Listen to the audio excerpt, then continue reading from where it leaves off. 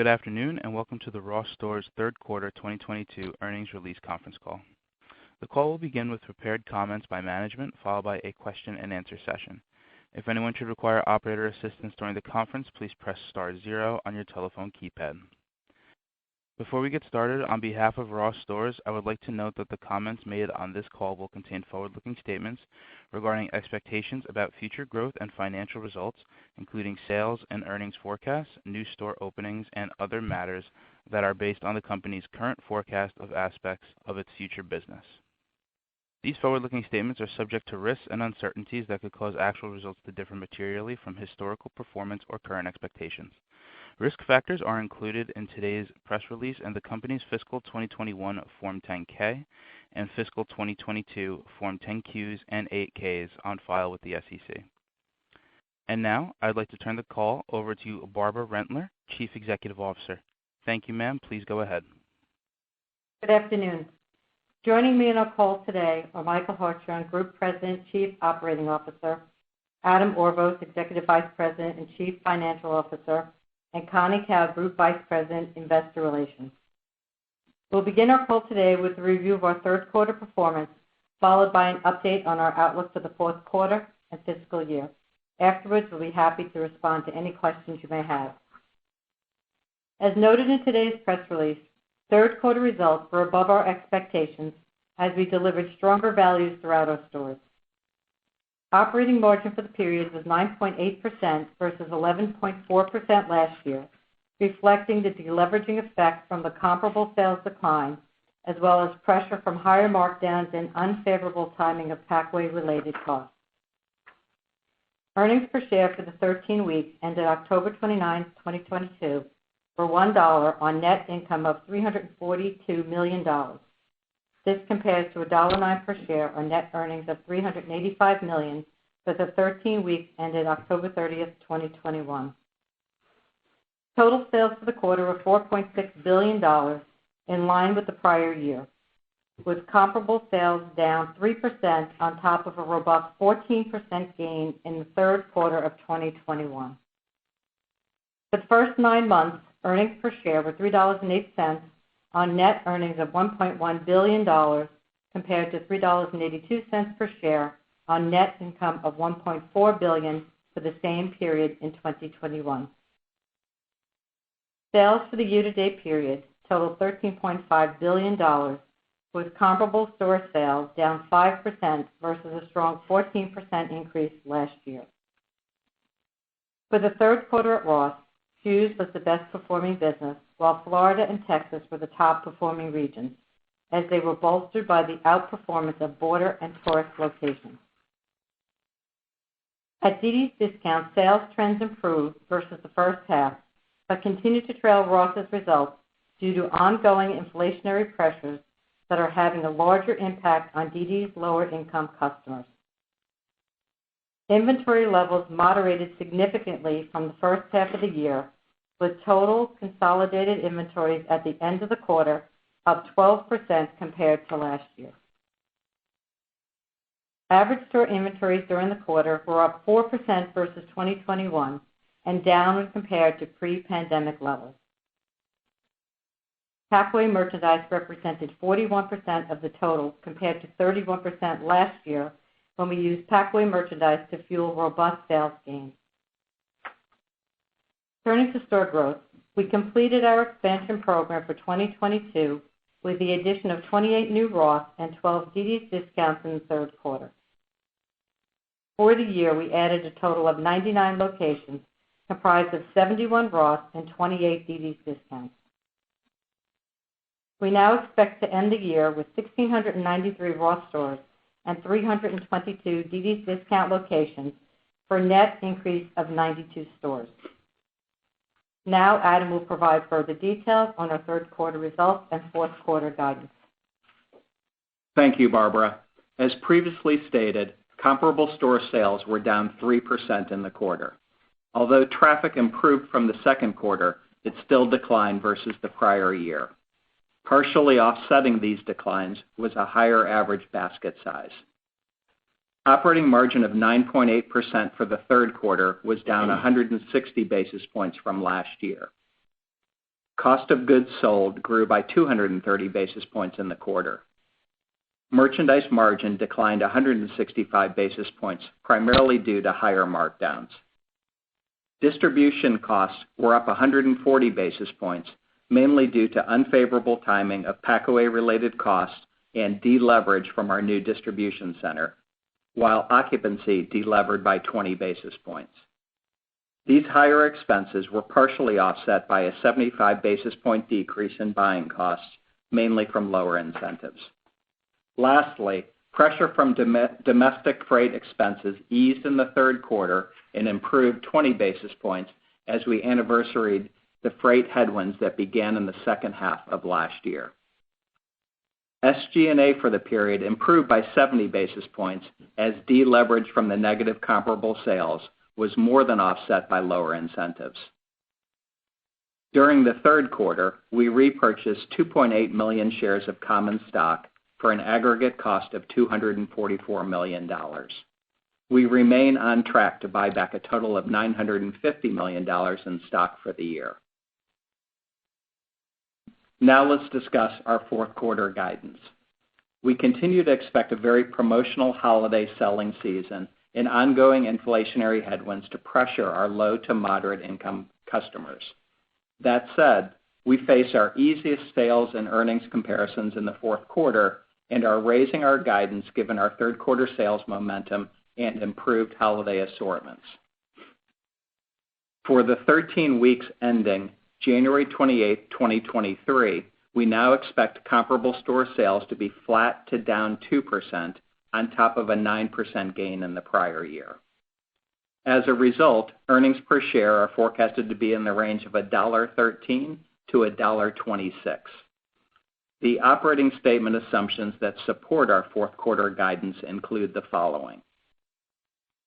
Total sales are projected to be flat to up 3%. We expect operating margin to be in the range of 9.7 to 10.5% versus 9.8% last year. This mainly reflects the anniversarying of significant cost pressures from ocean freight and lower incentives, partially offset by the deleveraging effect from lower same-store sales, unfavorable timing of packaway-related costs, and higher markdowns. Net interest income is estimated to be about $14 million. Our tax rate is expected to be approximately 23%, and weighted average diluted shares outstanding are projected to be about 342 million. Based on our year-to-date results and fourth quarter guidance, earnings per share for fiscal 2022 are now projected to be in the range of $4.21 to $4.34, compared to $4.87 last year. Now I'll turn the call back to Barbara for closing comments. Thank you, Adam. Despite the many challenges over the last few years, coupled with today's uncertain macroeconomic and geopolitical environment, we remain optimistic about our future growth prospects. Our top priority is and always will be delivering fresh and exciting name brand merchandise at compelling discounts every day in our growing store base of over 2,000 locations. With consumers' heightened focus on value and convenience, this bodes well for our ability to expand our market share and profitability in the future. At this point, we'd like to open up the call and respond to any questions you may have. Thank you. We will now be conducting a question and answer session. If you would like to ask a question, please press star 1 on your telephone keypad. A confirmation tone will indicate that your line is in the queue. You may press star 2 if you would like to remove your question from the queue. And for participants using speaker equipment, it may be necessary to pick up your handset before pressing the star keys. We ask that you please limit yourself to one question only. Thank you. One moment, please, while we poll for questions. And our first question comes from the line of Matthew Boss with J.P. Morgan. Please proceed with your question. Thanks, and congrats on a nice quarter. It's great to see the return to beat and raise. So, Barbara, maybe relative to your internal expectations, what did you see from traffic? Or maybe could you speak to the cadence of comp trends as the third quarter progressed? And then could you just elaborate on the improved holiday assortments that you cited in the release? On the traffic trends, as we mentioned, this is Michael Hartshorn, Matthew. As we mentioned in the prepared comments, with the comp down 3%, as we mentioned, traffic did improve for the quarter, but it still declined versus the prior year. So offsetting the traffic declines was a higher average basket. The basket was driven by higher AURs while UPTs were flattish. The increase in the average basket was more than offset by the decline in the number of transactions.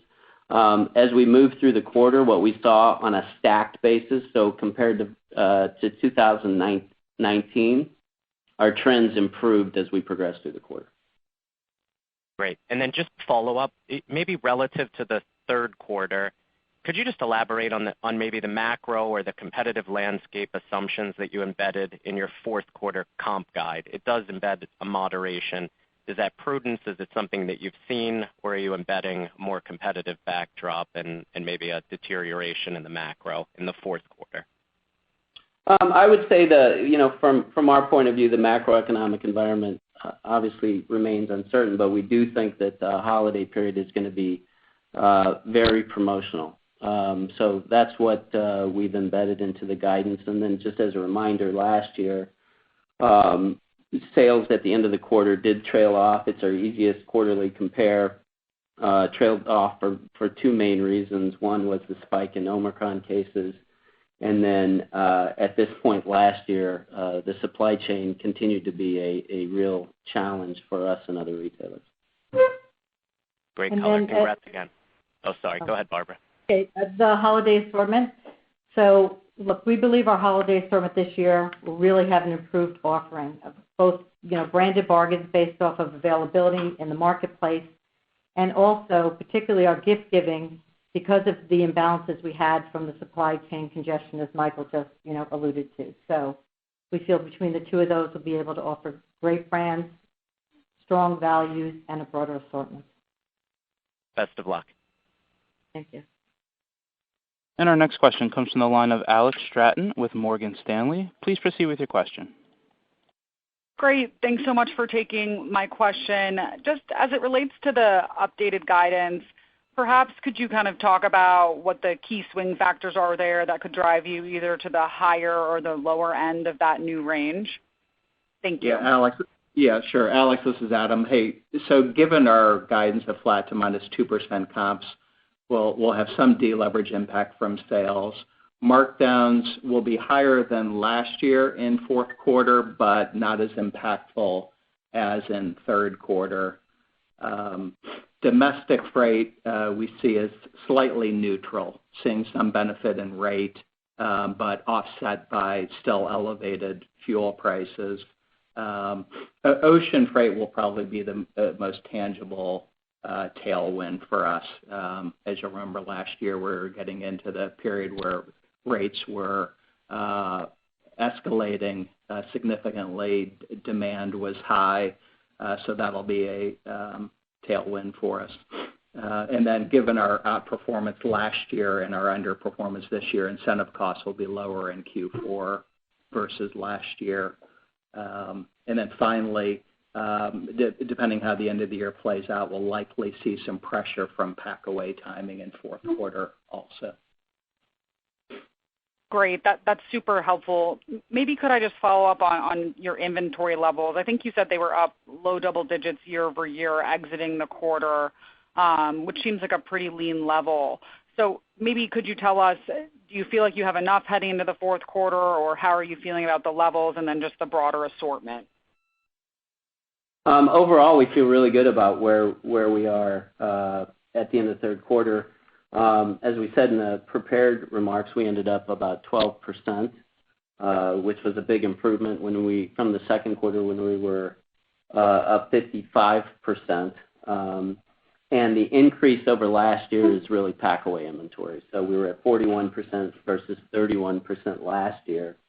And last year was relatively low versus our historical levels because we used a substantial amount of our pack-away to chase sales that were well above our plan.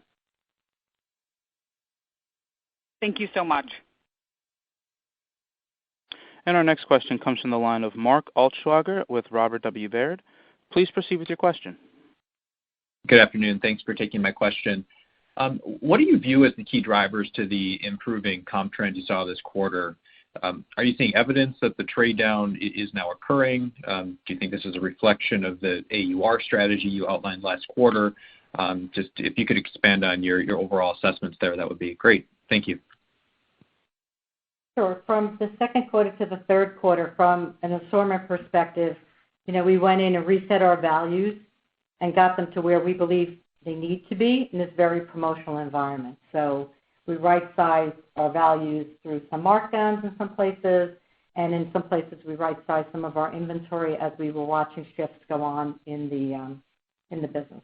And the other big shift is, apparel and home for us in the quarter performed, relatively the same, but our shoe business, which was our best performing business, was really, really fueled by strong values on branded products and availability in the market. And in terms of the trade down customer, with so many moving parts in the economy, it's difficult to parse out the individual drivers of the improvement. We have not seen a material shift of spending trends across different income demographics, but delivering better bargains to our consumer likely played the most significant role, as it typically does. Great. Thank you. Best of luck over holiday. And our next question comes from the line of Lorraine Hutchinson with Bank of America. Please proceed with your question. Thank you. Good afternoon. I was just hoping you could square a couple comments for us. You talked about resetting values and really focusing on the sharp price points, and your AUR was up. So can you talk about the drivers of AUR in the quarter, and then your views on the pricing strategy on a go-forward basis? Sure. So Lorraine, value and price are two different things. So, the merchants are out constantly assessing what's going on from pricing and competitive shopping and seeing what that is. So in some places where we felt that, our AUR is just too high, we went in and took markdowns. But in other places, based off of assortment and opportunities that we've gotten in the marketplace, the AUR might be higher, but the value is different. And then the last component would be some of the shifts in the mix of some of the businesses themselves. So, for example, our shoe business has been strong, and shoes obviously runs a much higher AUR. So there's a variety of things. But what I would say in total is that, with back to being such a highly promotional environment that we're in, the merchants will be in the market really assessing where the values are moving and what that looks like, and trying to stay ahead of that. So again, back to your AUR question, that could depend on mix and that can depend on brand. So there's a variety of issues involved there. Thank you. And our next question comes from the line of Chuck Grom with Gordon Haskett. Please proceed with your question. Hey, thanks. Good afternoon. Congrats on a great quarter. You called out Florida and Texas as being strong regions, but you didn't call out California, which is a little bit surprising given the checks that were sent out in the month of October. So just wondering if you could just give us a little bit more color on geographic performance in the quarter. Yeah, this is Adam, Chuck. Florida and Texas clearly outperformed for us. We're seeing the benefit in border locations. We're seeing the benefit in tourism locations, and those were clearly the outperformers. On the flip side, California underperformed in the quarter. And on California, the checks didn't come out to the end of the quarter, so it didn't have a material impact on Q3. In California, fuel prices have remained significantly more elevated than the rest of the country. That is, we believe, squeezing the lower to moderate income customer. Okay. Thank you very much. And our next question comes from the line of Paul Lejuez with Citigroup. Please proceed with your question.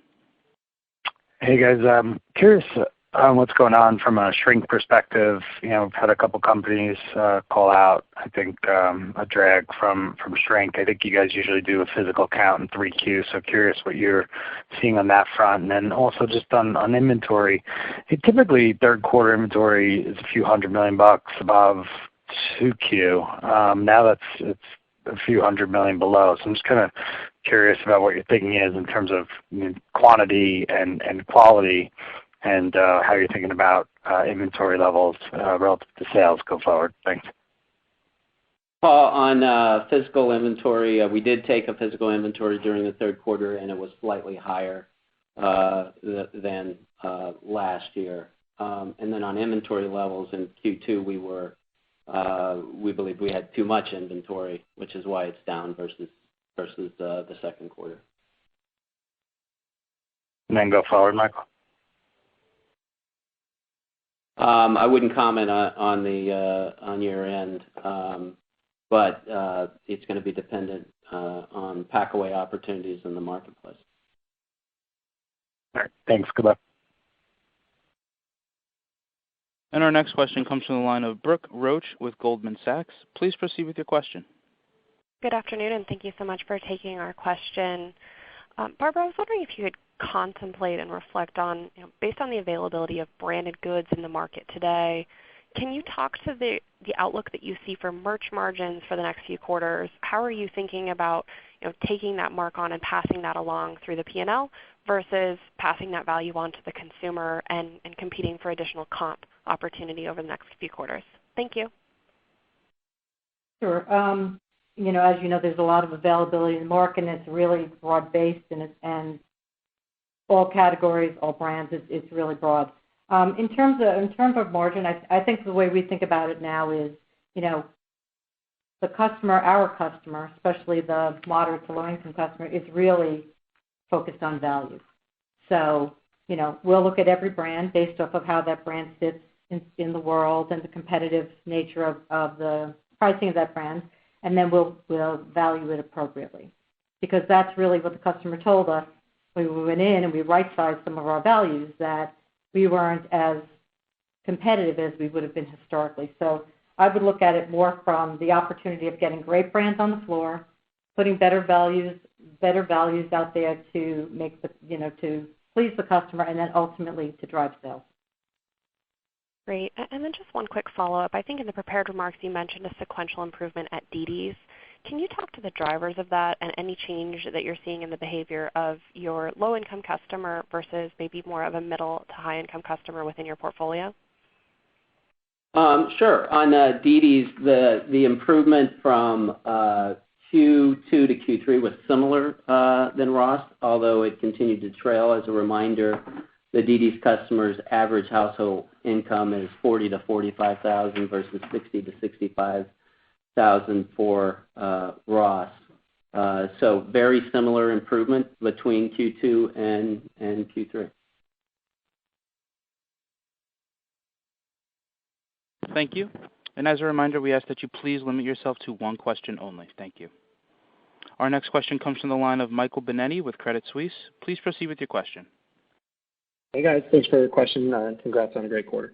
You guys are typically really conservative when it comes to the forward guidance.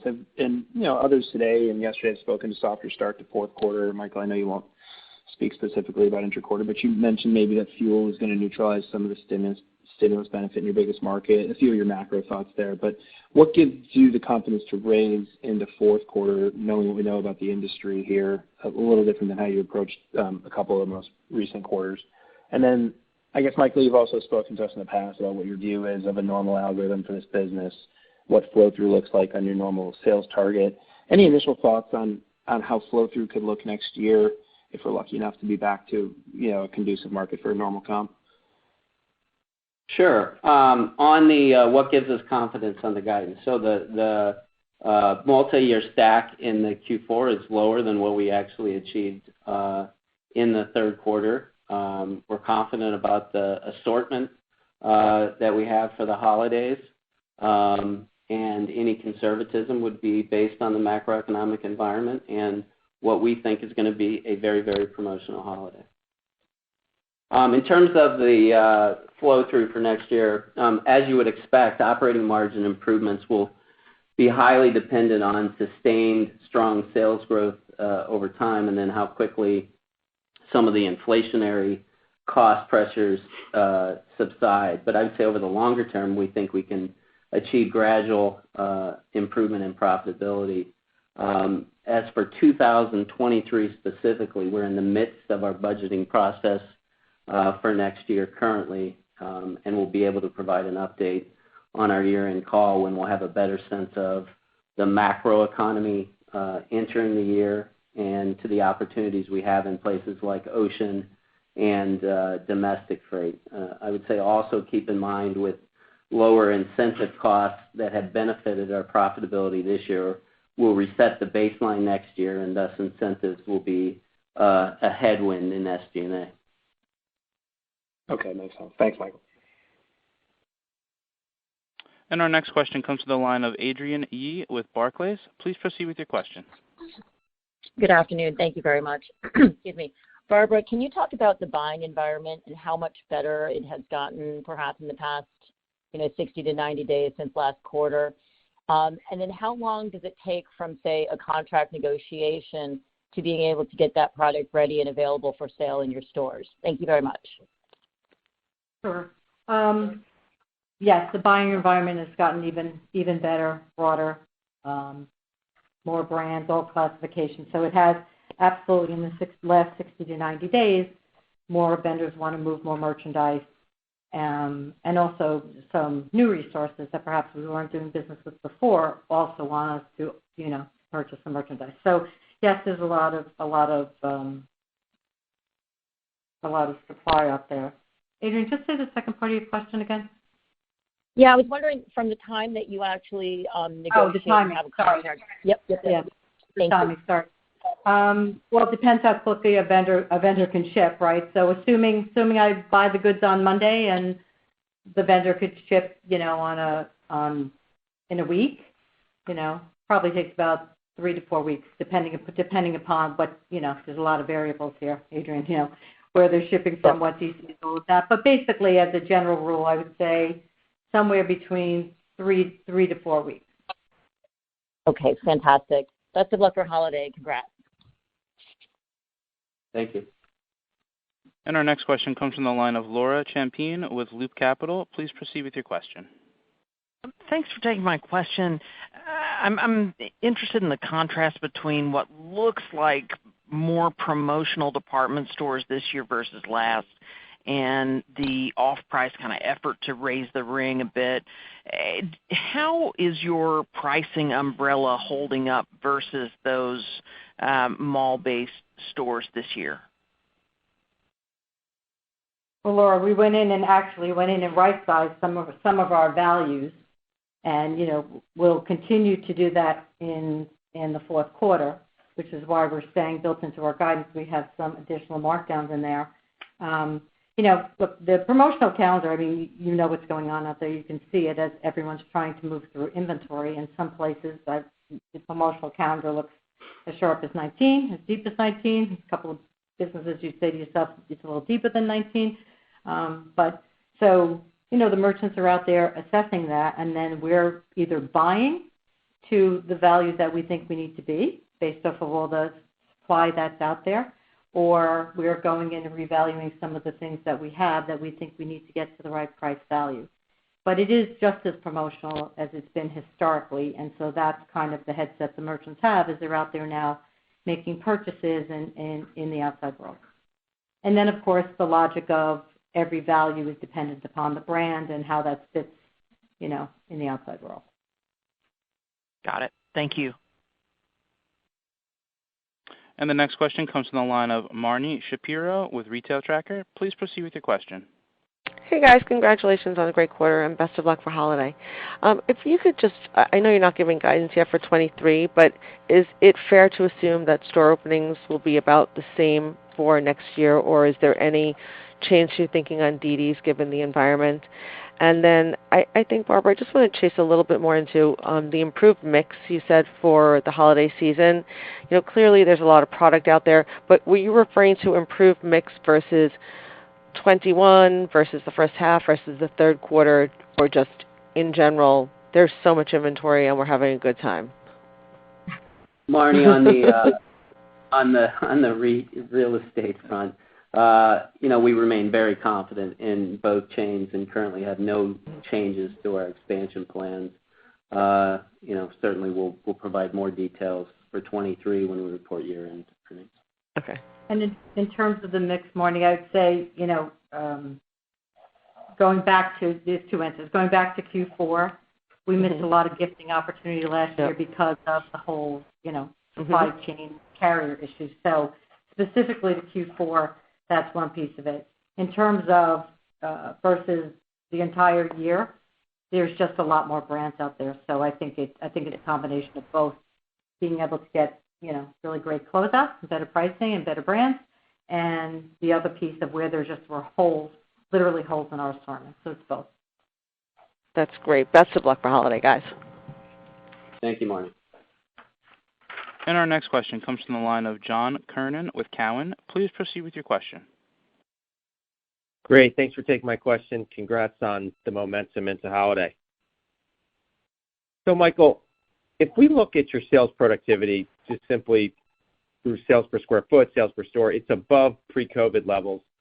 The operating margin obviously is below, but it seems like there's momentum into the fourth quarter and next year, and you might have line of sight in terms of how to get back to pre-COVID levels of operating margin. What do you have the clearest line of sight in terms of, is it freight? Is it merchandise margin? Is it SG&A leverage? What do you think creates the clearest path back to pre-COVID levels of profitability? Well, sales number one. There are structural changes in wages across the U.S. that I don't think you're going to get that back to the labor that you had pre-COVID. Certainly, ocean freight is going to be a tailwind for us going into 2023. I would say domestic freight should be a tailwind as well, but that will be partly dependent on diesel fuel prices that are above $5 now, and so it'll be partly dependent on what happens with fuel. But most importantly, it will depend on top-line sales. Got it. Thank you. And our next question comes from the line of Jay Sole with UBS. Please proceed with your question. Great. Thank you so much. My question is just with all the inventory out there, not just in terms of apparel and footwear, but many categories. Are you seeing any opportunities to expand the business into some new areas, new categories that maybe you haven't before, just because the buys are so good? Look, I would say that the merchants are out there looking for all kinds of buys, and yes, that does happen. Often, you wind up opening up some new resources, which we have. As there's availability and the vendors are looking to partner with people. So it's both. I mean, we're absolutely doing that, and that's a piece of it. And Barbara, do you think that can continue? Well, I think once you open up a resource or even start shopping a resource, even if the resource doesn't have merchandise that minute, usually things over time, if you keep going back, you'll open the resource up. I think after this supply bubble really dies down, and we do expect it to go into next year because there is so much merchandise, and I think there's a lot of, we don't really have full line of sight to what will be fall product that, that's in front of us since it's November. I think there's just, I don't know how to say it. I think there's opportunities and there's some businesses we could go into in some different categories, not whole businesses, but categories within businesses that we could expand upon. Got it. Thank you so much. And our next question comes from the line of Ike Boruchow with Wells Fargo. Please proceed with your question. Hi, everyone. This is Jesse Sobelson on for Ike. Thanks for taking our question. We were just wondering, as we look to the pre-COVID margins, I think it was mentioned a little bit earlier in the Q&A, you were hovering around 13% pre-COVID, but you mentioned some higher structural costs such as wages. Is this pre-COVID margin still attainable sometime over the next few years, or should we be thinking about a recovery but maybe landing somewhere below those pre-COVID levels? How are you guys thinking about that? Sure, Jesse. I wouldn't predict where it's going to land other than any return would happen over a number of years and wouldn't happen overnight. We would expect it to have improved profitability over time, is the way I'd answer that question. All right. Well, thank you. And our next question comes from the line of Anisha Sherman with Bernstein. Please proceed with your question. Yeah, thank you. Barbara, on your point about resetting the value proposition, have you seen turns pick up sequentially through the quarter, and is that what drove the in-store inventories to be so lean as you continue to lean in on markdowns? And then, Adam, you mentioned earlier on an expectation of an easing of markdowns in Q4. Should we interpret that you're now reaching the level of turns that that continue to be strong through the quarter, and now you're happy with where your value proposition is? Have you seen the turns stay strong, kind of exiting the quarter and into Q4? Thank you. Yeah, Anisha, on absolute inventory levels, these are the inventory levels we've been running throughout the year. We always prefer to be in a chase, and this is the way we typically run the model, and we'll continue to do so going forward. But the inventory levels, again, in store, in front of the customer, were up over last year, but down versus pre-pandemic levels. Yeah, and Anisha, building on that a little bit, your question about the markdowns, we've layered some additional markdowns versus last year into our fourth quarter guidance, and that's really largely driven. We know this is going to be a highly promotional environment, and we'll see how highly promotional it is, but just want to be prepared for that. But can I clarify, Adam? So if it's up versus last year, but is it right to say that it's easing sequentially versus where you were this quarter? Yeah, absolutely. Okay. Yes. Thank you. And our next question comes from the line of Corey Tarlowe with Jefferies. Please proceed with your question. Hi, good afternoon. Congrats on the quarter, and thanks for taking my question. So on new stores, I was wondering I know you talked about completing your 2022 store growth plans. I was wondering if you could discuss a little bit about new store productivity, how that's looking versus what your benchmarks are, and any additional color that you can add specifically on just new store performance. Sure. So for us, a new store overall in the fleet of stores will typically come out of the box at 60 to 65% of the chain average, and that continues to be the case, even on the new store openings over the last couple of years. Great. Thank you very much. Best of luck. And our next question comes from the line of Bob Drbul with Guggenheim Securities. Please proceed with your question. Hi. Good afternoon. Just two quick questions. On, I guess, dd's versus ROST, are the state performances, the Texas, Florida versus California, what you said, is it holding true for both formats in terms of the sales performance? And then just on the other side of it is, in terms of your mix or your opportunity in categories, what do you think in terms of where you outperformed your expectation in the third quarter? Like, which categories surprised you the most, I would say? Could you share that with us? Thanks. Sure. On the dd's question, we typically, the state performance is really on a consolidated basis, which is what we discussed. We don't get into the dd's. Again, I would just reiterate that overall, dd's improvement, I would say across the board, was very similar to ROST, but continues to trail. And in terms of merchandise mix or performance, shoes really outperformed. Other businesses that outperformed would be some of the center core businesses. From a turn perspective, and it beat the plan. Great. Thank you. And our final question comes from the line of Simeon Siegel with BMO Capital Markets. Please proceed with your question. Hi, this is Dan Stroller on for Simeon. Thanks for taking our question. On the topic of margin recapture, I think in the past you've talked about leveraging added technology in store or at the DCs for efficiency and cost reductions. Just wondering where you stand in that regard, or if there's more to come, basically what inning you're in that chapter. Thank you.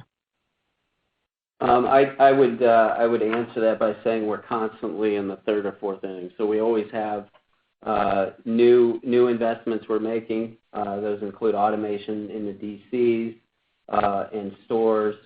They're ranging from automated robotics in the DCs.